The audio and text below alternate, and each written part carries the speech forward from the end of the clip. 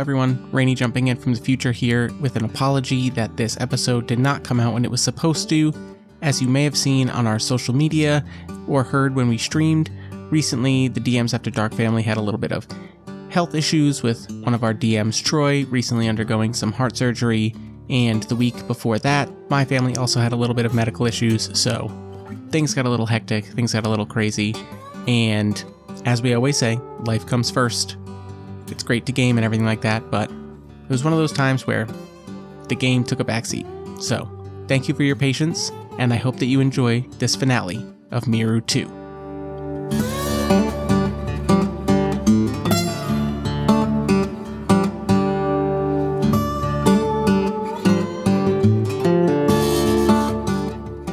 Hello again, everybody. Rainy here with another episode, and the final episode, series finale, of Playing With Myself on the Internet, Miru 2. We will be wrapping up Miru 2 today, no matter what happens.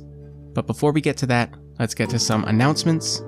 As we've said a few times, we've got t-shirts, we have RuneQuest, and I know we've teased it a few times about our upcoming 1,000-Year-Old Vampire campaign, but with Amber out in Iowa helping Troy recover after his surgery, we're actually going to be doing a surprise little, not a Playing With Myself solo thing by another one of the DMs, but actually a 2-player game that's going to be coming out soon in the off weeks in between RuneQuest sessions, so keep an ear out for that. It's going to be really fun and exciting, and I think you might be surprised at which of the members of the DMs After Dark are doing this. And actually, I think that's about it for announcements, so why don't we go right into a recap and talk about what happened last time on Miru 2. It started the same way that this session is going to start, with us returning to the Android Village to get some more information, a new quest, things like that. And then afterwards, we looked for some hidden bitlets and explored some cool new areas, including a golf course, a junk emporium, another radio tower. There was also space stations, nice easy days at the end there. Miru 2 has had a little bit more in the way of like 3 or 4 day stretches that have been surprisingly easy, which, you know, it comes with a benefit and a drawback in that the benefit is no problems that day. The drawback is not only do we not get to flex our muscles and improve our tech skills, but we also don't get any more treasure. So it's kind of interesting how easy days aren't necessarily the best thing for being ready to fight this robot god. Speaking of fighting the robot god, that's going to happen in this session, but first we are going to spend our first 2 days going back through the hills of the Grassland where our android friend DJ lives, and then arriving back at the Android Village on days 43 and 44. So on day 44, when we enter the village, we're going to pick up the next quest, which is the last quest, and it says, after walking around the village for a bit, you sit on a park bench. An android sits next to you, and their body is shaking. They're trying to hide it. They lean over and tell you they've got some bad news recently, and they're going to have to leave the village soon. They tell you the rust can act quickly on some androids. They ask about your travels, and you explain the whole god situation. They pull out a key from their bag and hand it to you. They tell you they had a romantic fling with a human many years ago. They don't remember where the house was anymore, but that it looked over a river that's probably dried up by now. Thanks for the chat. Good luck with the god thing. It's easy to forget that a single snowflake is responsible for an avalanche. They get up and walk away, and you obtain one house key, which incidentally is one of the badges, so if we end up rolling for the encounter where this matters, that'd be cool.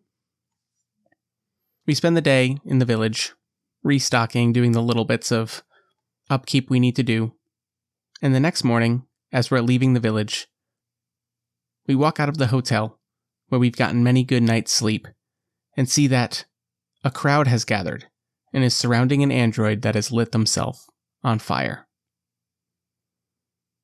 Oh. Man, these androids, they really got a rough deal out of this whole thing. All the more reason to go after Alora. Now, I have all of the hexes surrounding this village completed, but we are moving on to day 45. And day 45 has a cutscene. And because of how it starts, I'm actually going to cheat a little bit, forgive me, Hinokodo.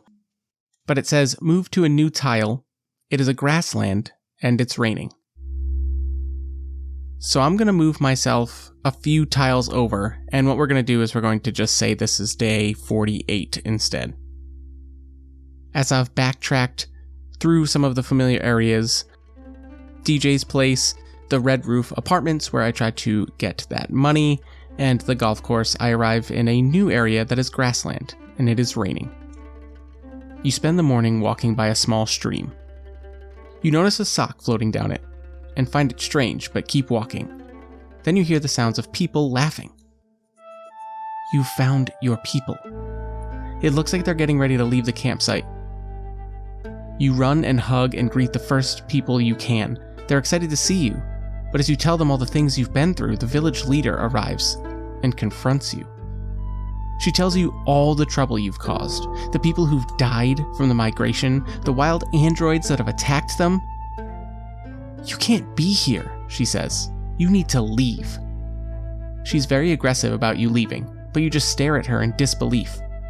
Your heart sinks, and pit begins to swell in your stomach. Where will you go? She pushes you and tells you, fuck off, seriously. Get as far away from us as you can. Alora told us about a place northeast of here, a fresh start, and we're gonna start over. We'll survive without you messing it up.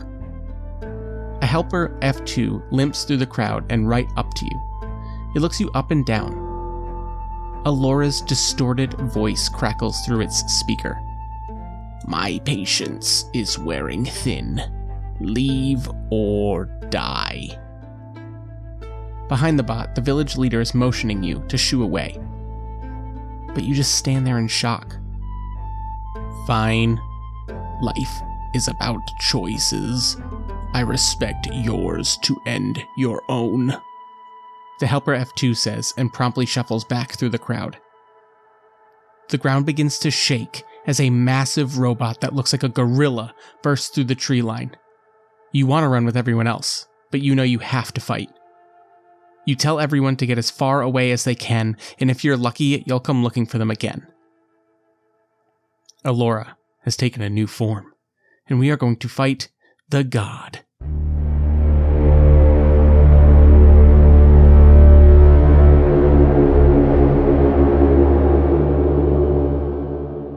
It's a tough one. It's got 60 hit points, 5 defense, impossible to escape against. Oh boy, here we go.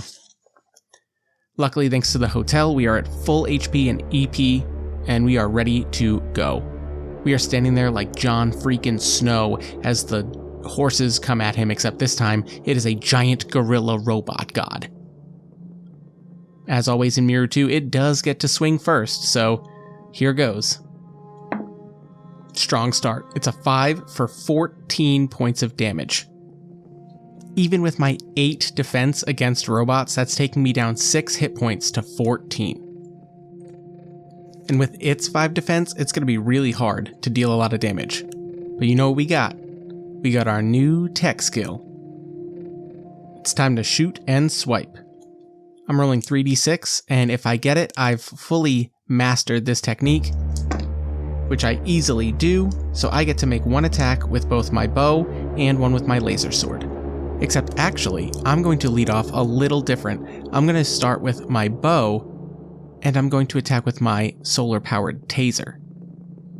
It gets me 1 more point of damage, but also potentially stuns this gorilla god. So let's see. That's going to be 17 points of damage, minus its 5 defense is 12. Pretty strong hit, that's 20% of its hit points right off the bat. And then on its turn, I'm going to roll its d6 and see if it comes up a 4, in which case it will be stunned. Oh, so close. It was another 5, so I'm going to take another 6 points of damage, bringing me down to 8. It is an absolute slugfest right out the gate. It comes through, crashing through this tree line, huge, massive arms on this gorilla-shaped god robot, and it's just tearing these trees right out of the ground. I yell at my people even though they're pushing me away to get out of there, stand at the ground for a moment, let it hit the ground and shake it as I dodge the largest tree that has come my way. I still trip in the roots that have been dug up from the ground, going down, kind of hurting myself. But I get up, launch an arrow, jam my taser in up underneath the armpit of this gorilla god, hoping that it's going to shock it and stun it. It does not. I get backhanded again and roll across the ground. But it has knocked me far enough away that I am going to say, just because of how desperate this is, I held onto my bow and I get a second chance to shoot and swipe. I have now mastered that technique, so I automatically get it. That's going to be 16 points of damage this time, so one less. It's going to take 11 and bring it down to 37 hit points. Seeing that I have the advantage of launching a ranged attack every single time, this gorilla is going to leap into the air, its giant robot body. You can see the metal of its body in certain parts shining in the sun that cracks through the rain. The rain is pouring down and creating puddles and just waterlogged soils in parts where these trees have been dug up and partially ripped out of the ground. And as it lands with a huge splash, it's going to try and hit me. Let's see. Oh, only a 3 that time, so that's 10 damage. I only take 2. I've kind of learned to hide in the hollows that it's creating as it's hitting this soft earth. It cushions the blow a little bit. I only take 2. I'm down to 6 hit points. Now, if I don't take it down, which I'm not going to in this turn, and it gets one more 5 or 6, that brings me to 0 hit points. But I am prepared. I've taken a licking once or twice from this god, and I found a first aid kit in one of the previous episodes, which says can be used in combat. There's 2 uses of it, and it restores 10 hit points and 10 energy points, bringing me back up to 16 hit points, 18 energy. We're going to say that it's like just a adrenaline shot with some other stuff mixed in. An adrenaline cocktail that I just shoot the syringe right into my thigh, like you're hitting someone with an EpiPen, and I just feel the surge of energy rush through my body, allowing me to make one more. You know what?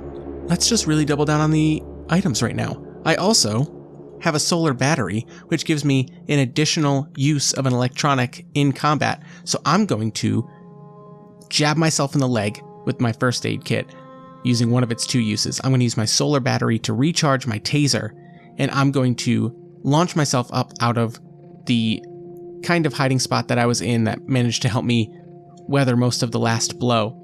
And I'm going to use jumping attack. You jump at me, Gorilla God, I'm going to jump at you, and I'm going to come down on the back of its shoulder and neck and head area and try and hit it with this solar-powered taser one more time as the rain is pounding down. Maybe this taser, the electronic shock of it, is just going to kind of catch all that water and it's going to spread that stun. We can only hope. And if I succeed on this tech skill as well, I'll also have mastered jump attack. And I do. I've mastered my techniques. I'm putting it all into practice. It is coming together. It is working. And that's going to be 10 plus 6 damage, 16 more, so 11 after its defense, bringing it down to 26, and a chance to stun it. Here goes, rolling its d6. Come up a 4, come up a 4. It's a 2, so that's actually not enough damage to bypass my defense against robots. I think my Allura mask that I'm wearing now, which was an improvement from my Cyclops mask from Miru 1. It turns and looks, but the mask almost kind of forewarns me. It's almost like it is coded or something about it shares a connection with this god, even though it is actively antagonistic to me. And I managed to duck just in time and avoid this blow. You know, I never thought of this, but as I'm thinking about my next attack, I wonder if I could combo the tech skills with the bow for all uses of shoot and swipe. I don't see why not. I just use the energy points for it. But I'm going to take out my laser sword and I'm going to roll and swipe, the old classic, which is good enough for 8 damage after its defense, bringing it down to 18 hit points. And the book here says, when the god's health reaches below 20 hit points, it slams its fist into the soaking wet ground and runs away. Drenched, you look around and see you're alone again. There are no more days to count. From here on, all tiles experience adverse weather conditions as if you rolled a 1 for the weather. When you enter tile A11, B10, or B12, the game ends. And based on our snaking pattern for how we progressed through Miru 2, we are right next to all 3 of those tiles. So we make shelter. With our improved camping gear and some fruits, we managed to actually recover all of our hit points after the use of the first aid kit in that combat. And we wait, alone, knowing that our people, who we've looked for months at this point following the death of our brother, they've moved on, and they don't want us back. There's only one thing to do. The same thing we decided to do when we left in the first place. And that's end this. And kill this god.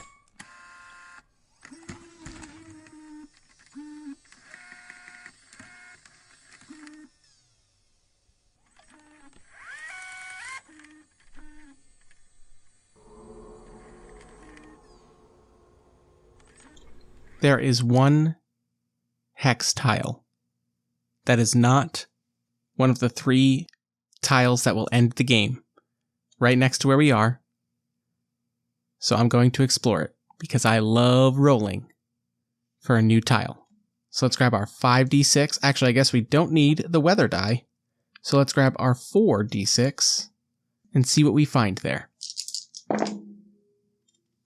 Yep, it's exactly what it should be.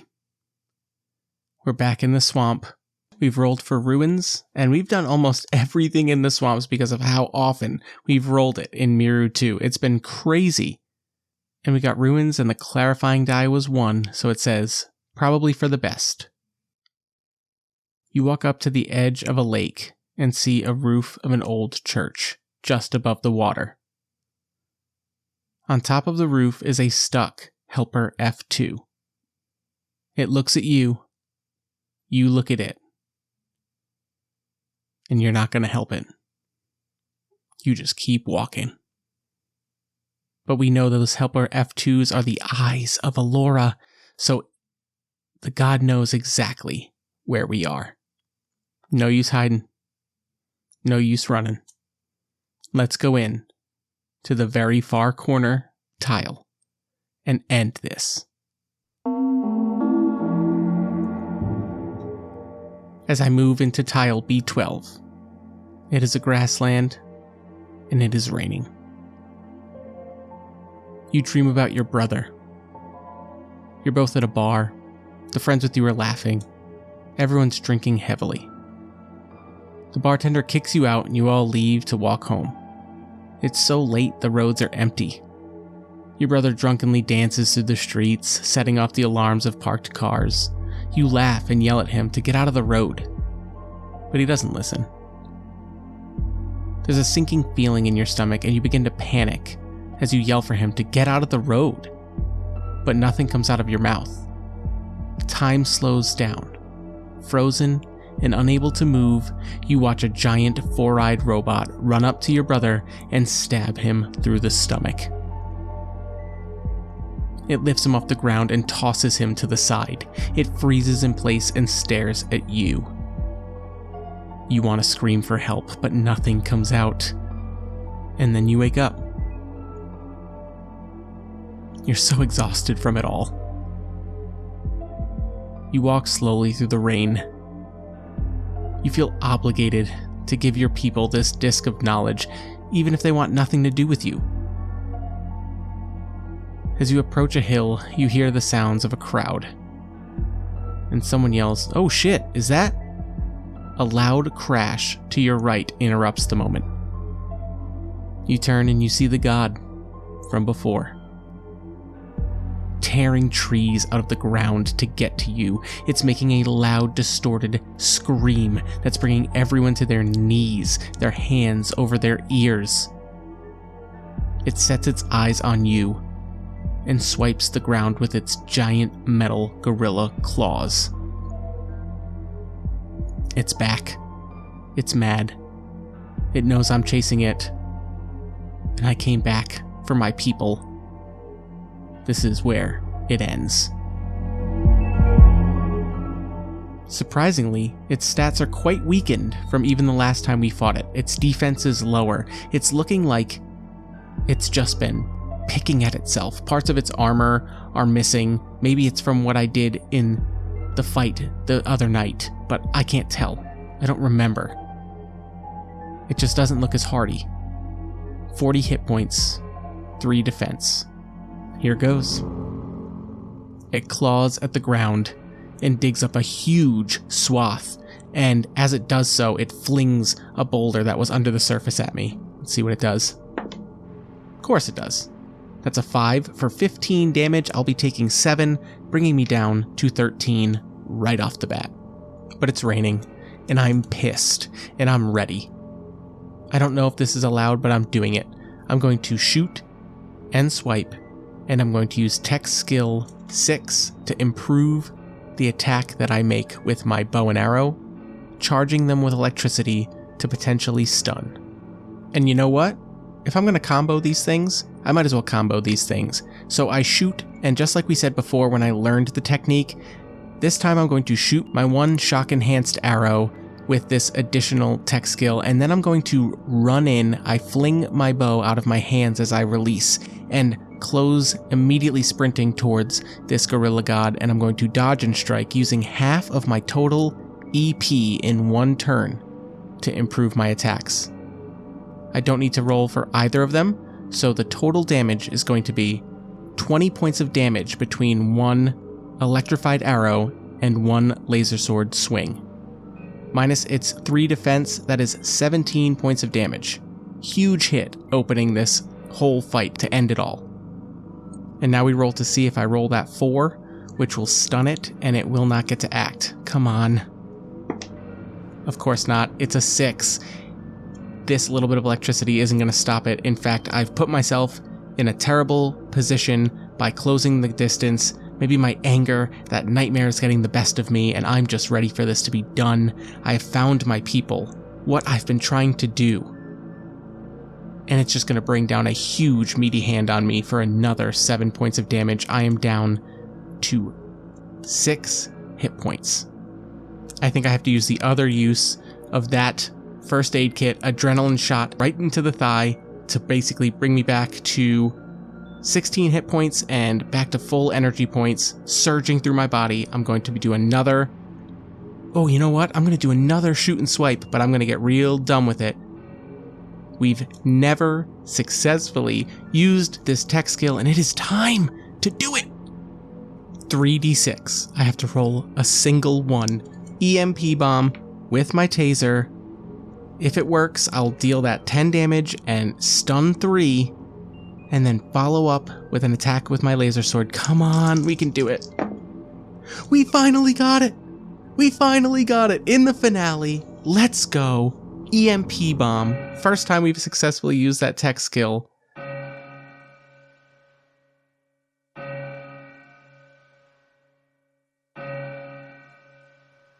After the massive metal hand of this gorilla god comes down and just almost flattens us.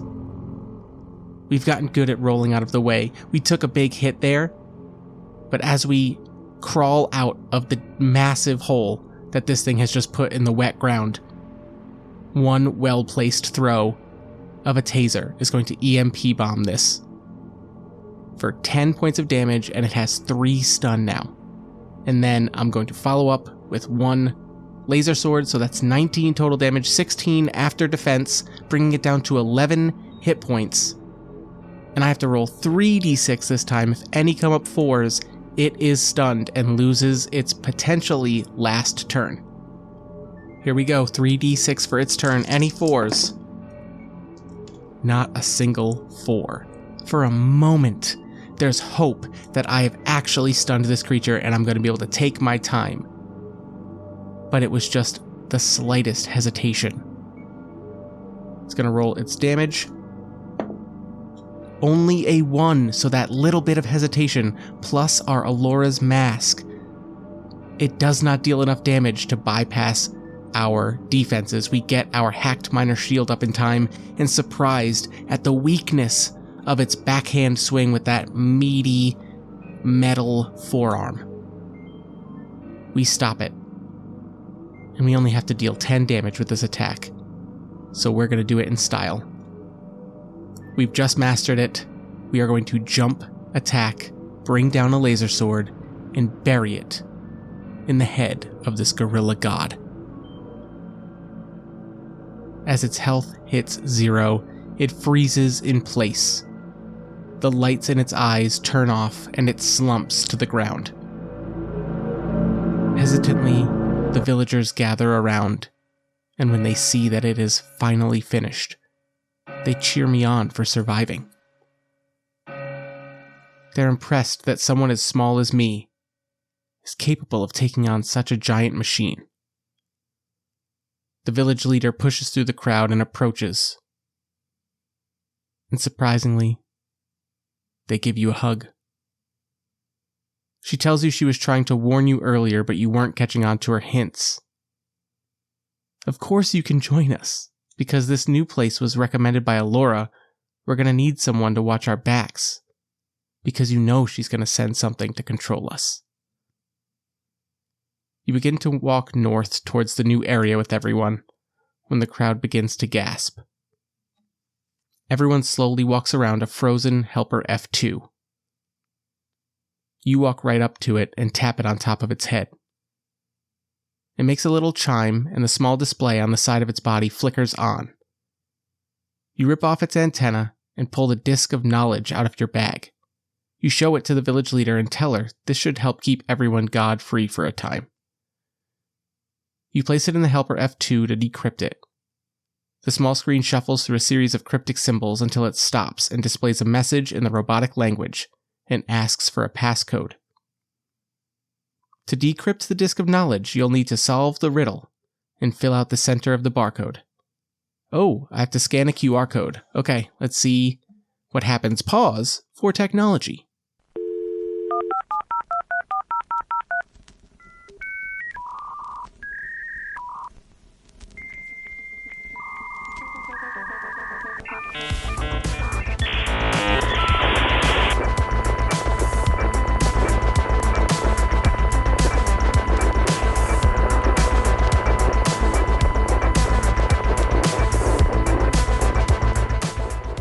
Holy shit. I just spent a while with this book in my hands, with this PDF on my computer, and I could not figure out if I had to go back and do something in the game, if I had to figure out something I had missed from a quest or a location, but it's not that.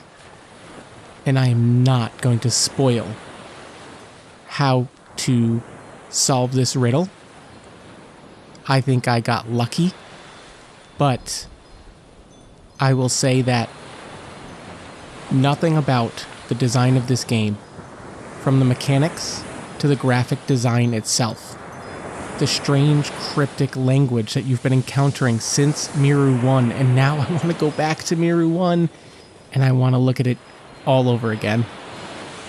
Because once you realize that you can translate this language, there are new messages everywhere in these books, in these PDFs.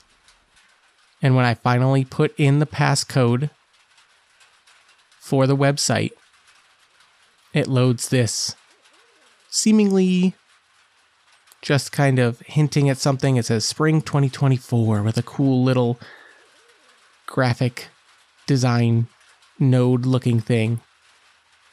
And is anyone surprised? Eventually a message pops up. And it says, I am a god. You cannot kill. Wow.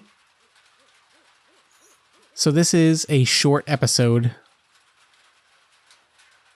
but I really hope that anyone who's stuck through and listened to Miru 1 and 2 can see just how great this game is. And right as you're getting used to it, and right as you're going through all of the discover a new tile, roll for terrain and weather and encounter and resolve and get new things and learn new tech skills, and you're getting good at this game. I just finished, and I mean, I feel like I could play this game again and it would be totally different, because the first map I make would be totally different, the items I get would be totally different. And now that I know how Miru 2 ends, I guess I gotta wait for whatever's coming next. Hinokodo absolutely crushed it with this game. It comes with a soundtrack that if you listen to it, there are creepy... It's the music I've been playing the entire time. If you've been listening to this series, any of the background music you've been hearing is most likely from Hinokodo and Mimic Publishing's Static Abyss music that came out with the game, which is awesome. Such a cool, creative way to add to the experience of you playing a game. And as soon as I hear about it, I am going to come back and I'm going to keep trying to kill this god. Well, short episode, series finale on playing with myself on the internet, Miru. And please stay tuned for more stuff that DMs After Dark has coming. We have another exciting duo, not quite a solo series coming up, but a duo. And I've got a clever name for that one too, but I'm very excited to get more of those and edit those and listen to it and put it out for you all to listen to. We obviously have RuneQuest going strong.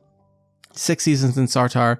We are moving through that campaign, and eventually we are going to get back to putting together the 1,000-Year-Old Vampire, but various things have kind of slowed that progress down. That's okay. It's going to be awesome. We're going to do that a little different. I can't wait to... That's going to be a fun editing and kind of producing challenge for me.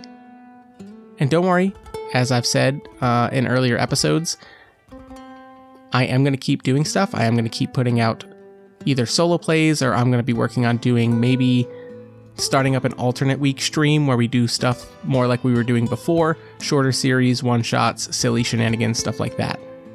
And as always, we wrap up with the Sarah Classic. Thank you for listening. If you like what we do, please consider rating this on whatever podcast app you listen to us on. It goes a long way towards helping other people discover us and us getting our podcast in various suggestion feeds and things like that. You can always follow us on any of the social medias. We have Facebook, Instagram, X, or whatever it is now. I don't know if we have Threads. I don't know if we have a Blue Sky. I don't really know. Look for us on various social medias, and if you find us, give us a follow, send us a message, say hi. You know, you might see something that we're up to or want to share some stories. If you want to do that more one-on-one, you can always email us at dmsafterdark@gmail.com. We love getting emails. We've gotten more and more as we've continued to go on, and I believe when this comes out, I think it's going to be right around our 2-year anniversary as a crew that have been streaming and putting games out on the internet. So if we've entertained you at all over the course of these 2 years with a game, please let us know which one you liked the best. Tell us which other games you'd like us to play and explore and read and give our opinions on. And until next time,